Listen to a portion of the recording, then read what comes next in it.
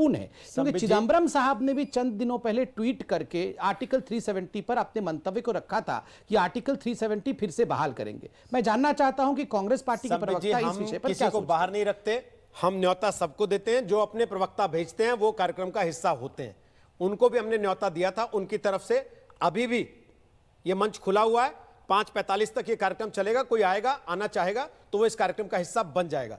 अब मैं सुशील पंडित और इफ्तिखार मिसगर आप दोनों के पास आ रहा हूं और फिर गुरमीत सिंह साहब, जरा इन दोनों को आप सुन लें, उसके बाद आपसे कमेंट लूंगा कि ये डिफरेंस ऑफ ओपिनियन है या फिर सिडिशन है, क्योंकि दो अलग अलग तरह के बयान आए।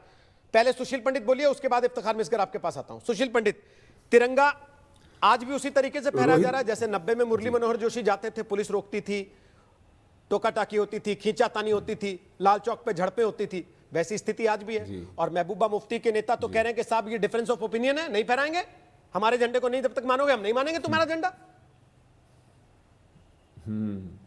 इनसे पूछिए, इसी डिफरेंस ऑफ ओपिनियन के चलते महबूबा जी के राज में मोहम्मद अयूब पंडित की जो लिंचिंग हुई थी वो कैसे हो गई थी? आप कह रहे हैं कि देश भर में लिंचिंग होती है, कश्मीर में नहीं होती है, वो क्या था? उसके साथ प्यार मोहब्बत हुई थी मस्जिद के अंदर, मीरवाइज की उपस्थिति में, नंगे हाथों से पीट पीट कर मार दिया था उसे। और संबित जी ने ठीक बताया, लिंचिंग एक या दो आदमी की हो सकती है, इन्होंने तो पूरे के पूरे समुदाय की नस्लकुशी की है। और उसके बाद इनको लाज नहीं आती है, इन्होंने कभी माफी नहीं मांगी, इस दिशा में कोई काम नहीं किया। ये सब के सब मिल बैठते हैं गुपकार रोड में, अपनी सत्ता कैसे वापस आए इसके लिए। आज तक हमारे मुद्दे पर कभी मिलके बैठे हैं कि कश्मीरी को, हिंदुओं को घाटी से खाली करा लिया गया, उनके साथ जो अत्याचार हुआ, उन अपराधों पर किसी एक पर मुकदमा चलाया इन्होंने?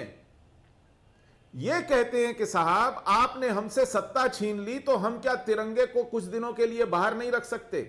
जब इनके पास सत्ता थी, जब ये मुख्यमंत्री थी, इनका अगर लोकतंत्र में और संविधान में इतना ही विश्वास था तो ये सुप्रीम कोर्ट को क्यों धमका रही थी कि 35A को अगर छुआ भी तो हाथ नहीं पूरा का पूरा जिस्म जल जाएगा? तब तो ये पूरे कश्मीर में आग लगाने चली थी अगर 370 को कुछ हुआ तो। मुख्यमंत्री होते हुए ये इस तरह भड़का रही थी। बुरहान वानी के घर जाकर 5-5 लाख रुपए का मुआवजा पकड़ाती फिरती थी, हमारे सेना के अफसरों पर FIR करती थी। तब इनको संविधान, झंडा, देश याद नहीं था। आज ये विक्टिम कार्ड खेलने निकले हैं, नाटक करते हैं। दरअसल प्रॉब्लम यही है रोहित जी, आपने कहा स्थितियां वैसी की वैसी इसलिए हैं क्योंकि 370 के निष्प्रभावी होने के बाद 5 और 6 अगस्त पिछले साल के बाद जिहाद का शिकंजा कश्मीर घाटी में ढीला नहीं किया गया है।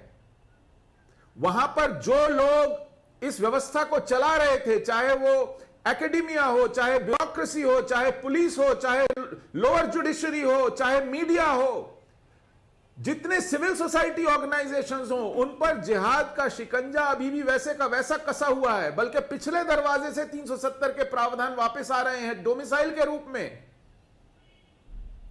तो इस तरह की चीजें कश्मीर के हालात को सुधारेंगी नहीं। और अगर आपको सिर्फ मैनेज करना है, एक दिन से दूसरे दिन, एक हफ्ते से दूसरे हफ्ते, एक महीने से दूसरे महीने, और केवल स्कोर कार्ड रखना है कि इतने एनकाउंटर हो गए, इतने मारे गए, इतनी पत्थरबाजी कम हो गई, तो करते रहिए। वो क्रिकेट के स्कोर की तरह आप रखते रहिए, कभी ऊपर कभी नीचे। ठीक है, क्या आपको लगता है की समस्या का अगर समुचित समाधान करना है तो पहले जिहाद का जबड़ा उखाड़ना होगा। वहां पर जो 70 साल में शिकंजा कसा है, ऐसे लोगों को चुन चुन कर व्यवस्था से बाहर करना होगा, उन पर मुकदमे चलाने पड़ेंगे। इसी महबूबा मुफ्ती पर, इसी फारूक पर मैं इसी सवाल बड़े बड़े आरोप लगे थे संसद में 5 और 6 अगस्त को। मैं इसी सवाल को लेकर आ रहा था।